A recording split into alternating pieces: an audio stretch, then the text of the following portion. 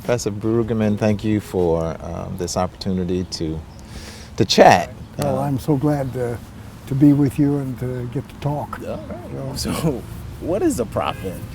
Well, in terms of the Old Testament that I spend my time with, I think a prophet is someone that tries to articulate the world as though God were really active in the world. And that means, on the one hand, to identify those parts of our world order that are contradictory to God. But on the other hand, it means to talk about the will and purpose that God has for the world that will indeed come to fruition, even in circumstances that we can't imagine. So what that gives you is both judgment and hope. And as you know very well, the prophetic books of the Old Testament are always that combination of judgment and hope, which I think in Christian tradition factors out as crucifixion and resurrection. And we don't often get that, the hope side of the prophetic word in our own usage. How about you? How do you? A prophet is someone who sees that this is not all there is, but is willing to face the fact that we are in a predicament, and it's only as we co-participate with God can we find ourselves in a moving in the direction of a beloved community. So when I think about what it means to be prophetic, I'm thinking, well, you talk about being numb to this present reality. You talk about kind of royal consciousness and alternative consciousness. Like, what do those things mean to you, and how were you able to find this language? Well, I think it means to identify with some clarity and boldness the kinds of political economic practices that contradict the purposes of God. And if they contradict the purposes of God, they will come to no good end. So if you think about economic injustice, or if you think about ecological abuse of the environment, it is the path of disaster. And in the Old Testament, they traced the path of disaster, and it seems to me that our work now is to trace the path of disaster in which we are engaged. Sure.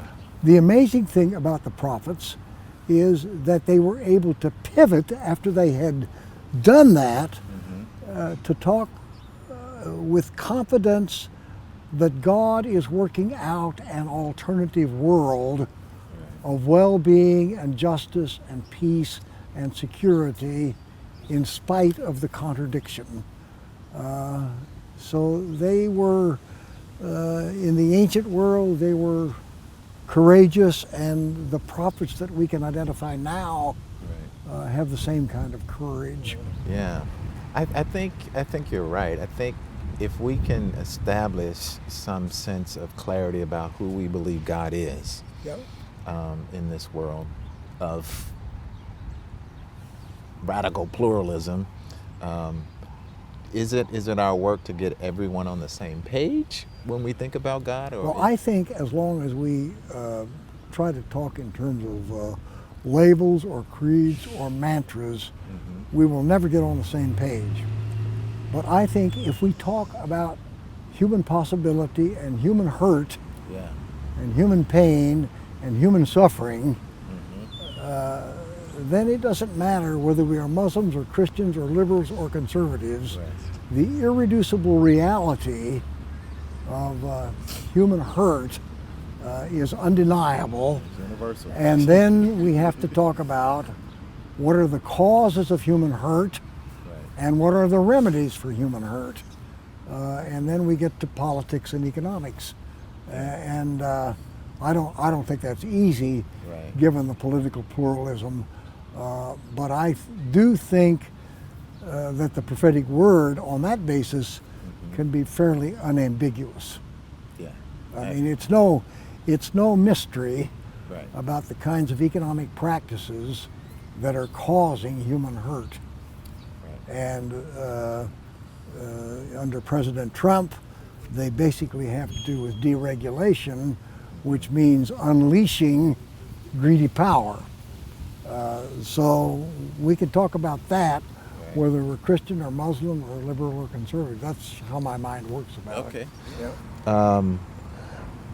What I try to do is say to students, if you can declare something in the here and now about the human predicament, take seriously what is going on in our world, that we live with in death-dealing circumstances that marginalize, victimize those persons who are already vulnerable. Yep. And in America, you have such a dichotomy between the privileged and the disenfranchised, that it's really pronounced to me where the Indeed. predicaments are. Yep. But what is the proposition, which would be the next thing? What is the proposition in light of divine intervention? Yep. If God is a God who intervenes on the human plane, what do we believe about that God reversing or addressing? I think that what we believe is that God energizes and empowers human agency. And human agents, when they are empowered, can change this. So what happens to well-off people like me, we don't want to exercise human agency. We like it the way it is. And if we are terribly disadvantaged, one can be in such despair that you don't undertake any human agency. So it seems to me that the point of preaching is to say that God's hopes are to be performed through human agency. And it seems to me that the promise of the gospel is that the powers and principalities Right. will yield to human agency that is authorized and empowered by God. And that's a promise. hard piece of news, because on the one hand we want to despair, Right. or on the other hand we want to wait passively and have God do something for us. Let me ask you this question, because when I think about labels, social justice, prophetic hope, I don't know if there's sufficient clarity in the consciousness of the average Christian. Right. I mean, we kind of throw those labels around, and often there's a lot more confusion than clarity. Right. I do not think that we have done a good job of teaching, and I think we really need to be intentional teachers that clarify these categories. So if we're going to talk about prophetic consciousness, I don't think that means some mystical apparatus.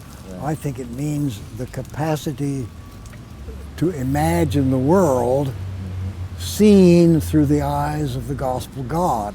But how do you believe that there are persons who come to this world who are special and specifically designated to do these kinds of works, or is it just the willingness to want to help persons imagine something better than this present reality?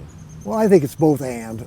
Obviously, Martin Luther King was exceptional, and he was dispatched by God in a peculiar way. And I think the same thing is true of William Barber now. Mm-hmm. But that doesn't let the rest of us off the hook. I agree. And the same mandate is available to those of us who are less gifted and all of that we are entrusted with the same vision, with the same scriptural tradition, and with the same work to do. So we cannot just turn it over to a few designated agents, I think. Right. Yeah. So how do you think about special people and ordinary people Yeah. in terms of prophetic practice? Interestingly, I'm seeing it in hip hop artists. I'm seeing artists like Lecrae, who's a Christian hip hop artist, who's now it's a very controversial thing because he has long been I don't want to say enmeshed, but he's been a part of white evangelical. He's had a lot of white evangelical support to get his ministry on a national platform. But he's now disenchanted with white evangelicals who've clearly voted for Trump by and large 80%, and who for whatever reason have become very silent about some of the issues or the things that are perpetuating injustice and the ills that that we're currently seeing today. And so his music, even his music, is shifting, where he's merging prophetic criticism and hope. There are other artists who are not expressly Christian, where you see these signs of the prophetic voice being exercised.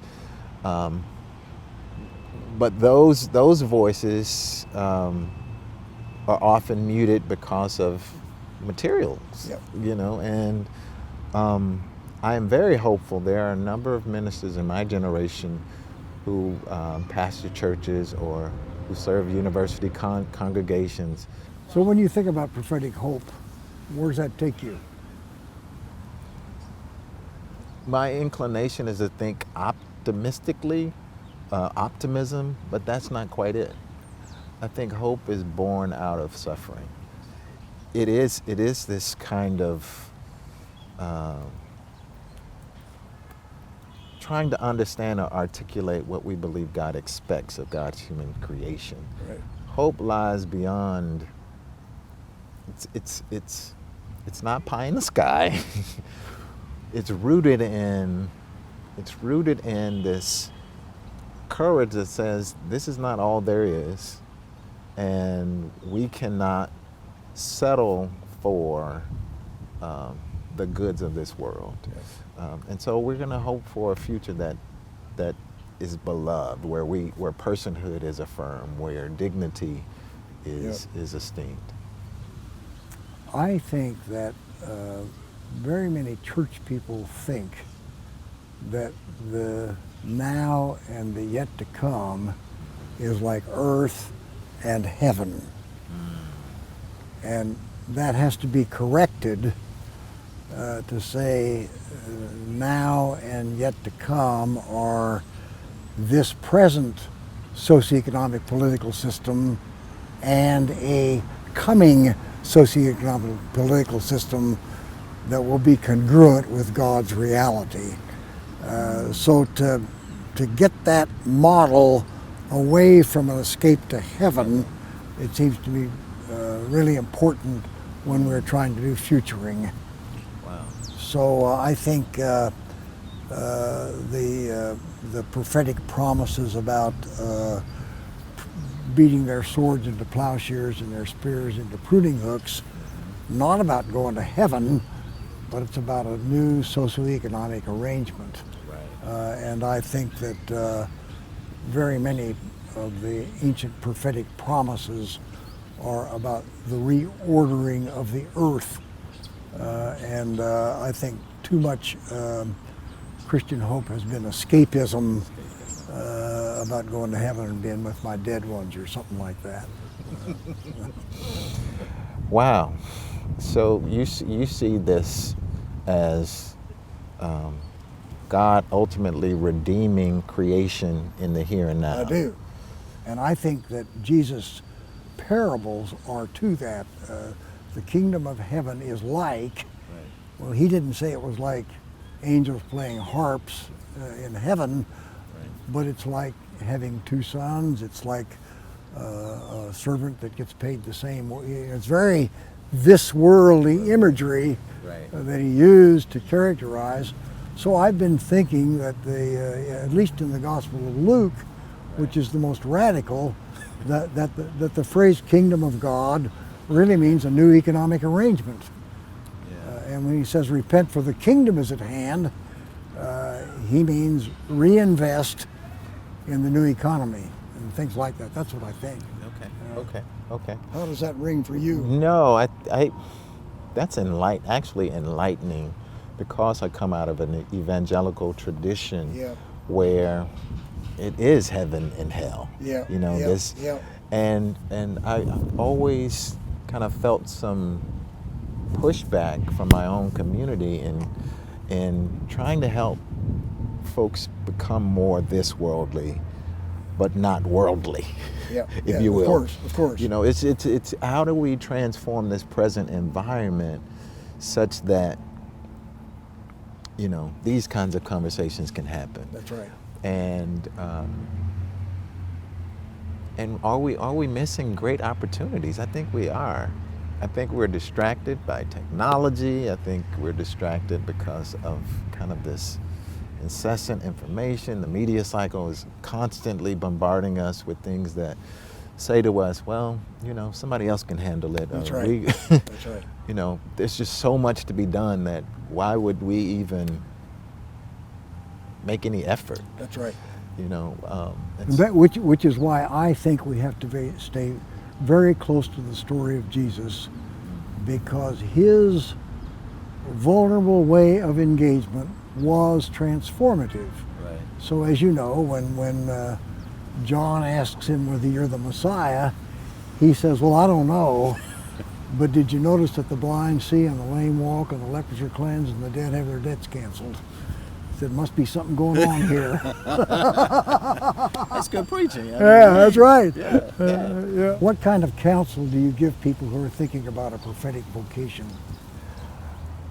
To first become silent and try to drown out the noise around us, such that one can hear a voice outside of their own voice. And having heard from God about where to start, to begin to develop coalitions, friends, sharing similar passions about what they want to see in the world. And in doing so, filling in gaps for one another. I'm now, you know, a black middle-class person enjoying certain privileges that I did not enjoy when I was a child, and that many persons who live on the underside of life do not enjoy and perhaps never will. If I'm hopeful, though, I can hope that persons will find other channels or other groups of people who will help them to name their own reality, and in naming that reality, find ways to serve God, serve their fellow brother or sister in ways that gives dignity to one's own humanity. So you would put the accent on collaboration and communal solidarity. I think so. I think it takes the fear out of going it alone and being castigated by the masses. Right. And, you know, I think there's no preacher, no African American preacher, that wants to be assassinated as king. And so when you talk about being fearless, I think we can get more accomplished if there are others who inspire our courage. Right. Yeah. And But that kind of courage doesn't cancel out fear, does it? I mean, no. You better be afraid. There's some holy fear. That's right. That's right. Yeah. So the persons that you find yourself in conversation with the most, what advice do you give them about being prophetic in these times?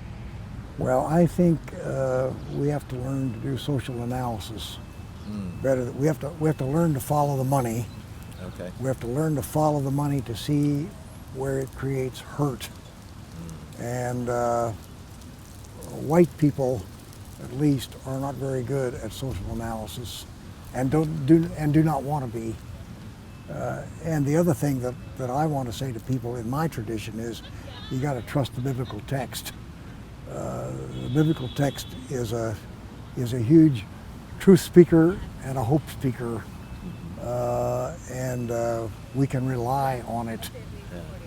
And I don't think we do very well at either one of those tasks. What do you think are some of the biggest misconceptions about the prophetic role? Well, among liberals where I live, I think people think being prophetic is just nagging people about social justice. And you wear people out nagging them. And what that misses on the one hand is social analysis. And no use nagging about social justice if you don't do social analysis. And the other side of it is that prophetic faith is elementally hopeful that something better is intended by God and will come to fruition. That generally is missed among liberals about being prophetic. I'm so glad to have met you and to get to talk with you. Thank you, Professor Brueggemann. I likewise am very appreciative for this moment. I shall cherish it. Thank you.